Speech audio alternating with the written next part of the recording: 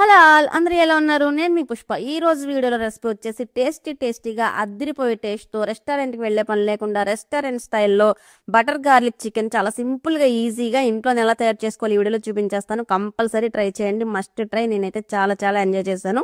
మీరు కూడా చేసుకొని ఎంజాయ్ చేయండి. మస్ట్గా ట్రై చేయవలసిన రెసిపీ అనమాట. దీనికోసం ముందుగా ఒక బౌల్ తీసుకొని ముందుగానే శుభ్రం చేసి పెట్టుకున్న 250 గ్రామ్స్ చికెన్ వేసుకొని ఇందులోనే ఒక టీ స్పూన్ పెప్పర్ పౌడర్, అలాగే టేస్ట్కి సరిపడా సాల్ట్, ఇందులోనే ఒక అరచక్క నిమ్మరసం కూడా వేసుకొని ఒక టేబుల్ స్పూన్ మైదా పిండి కూడా వేసుకోవాలి. మైదా పిండి వేసిన తర్వాత ఎగ్లోని వైట్ మాత్రమే వేసుకోవాలి, ఎల్లో వేయకూడదు.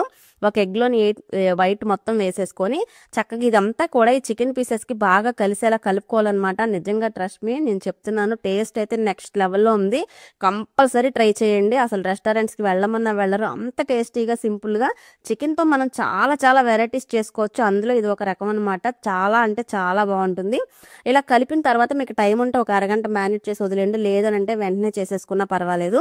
ఇప్పుడు స్టవ్ వెలిగించి ఒక ప్యాన్ పెట్టుకొని షాలో ఫ్రైకి సరిపడా ఆయిల్ వేసి ఆయిల్ హీట్ అయిన తర్వాత మనం మ్యారినేట్ చేసుకున్న చికెన్ పీసెస్ అన్నీ వేసి ఇలా గోల్డెన్ బ్రౌన్ కలర్ వచ్చేంతవరకు ఫ్రై చేసుకొని తీసేసుకొని ఇప్పుడు ఇదే ప్యాన్లో బటర్ వేసుకోవాలి. బటర్ కొంచెం ఎక్కువ ఉంటేనే టేస్ట్ బాగుంటుంది. బటర్ మెల్ట్ అయిన తర్వాత ఇందులో ముందుగా కట్ చేసి పెట్టుకున్న వెల్లుల్లి ముక్కలు, పచ్చిమిరపకాయల ముక్కలు వేసుకోవాలి. ఈ బటర్లో వెల్లుల్లి ముక్కలు వేగుతుంటే నిజంగా అరోమా వస్తుంది, అసలు చెప్పలేని అంత మంచి అరోమా వస్తుంది అనమాట. ఇలా వెల్లుల్లి ముక్కలు వేగగానే ఇందులో ఒక టేబుల్ స్పూన్ మనం మైదా పిండి కూడా వేసుకోవాలి. మైదా పిండి వేసి వెంటనే ఒక అరకప్పు వాటర్ కూడా పోసుకోవాలి. వాటర్ పోసుకొని ఇది సాస్లా తయారైంది కదా, ఇలా అవ్వగానే స్టవ్ని లో ఫ్లేమ్లో పెట్టుకొని మనం ఫ్రై చేసుకున్న చికెన్ పీసెస్ అన్నీ కూడా ఇందులో వేసేసుకొని ఒక నిమిషం పాటు ఉడకనివ్వాలన్నమాట. అంటే ఈ సాస్ అన్నది చికెన్ పీసెస్కి పట్టాలి.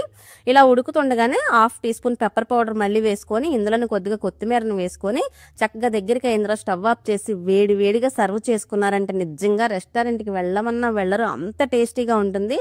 ఈ butter garlic chicken must try. నేనైతే చాలా ఎంజాయ్ చేశాను. మీరు కూడా కంపల్సరీ ట్రై చేసి మీకు ఎలా కుదిరిందో నాకు కమెంట్ సెక్షన్లో కమెంట్ చేయడం మర్చిపోవద్దు.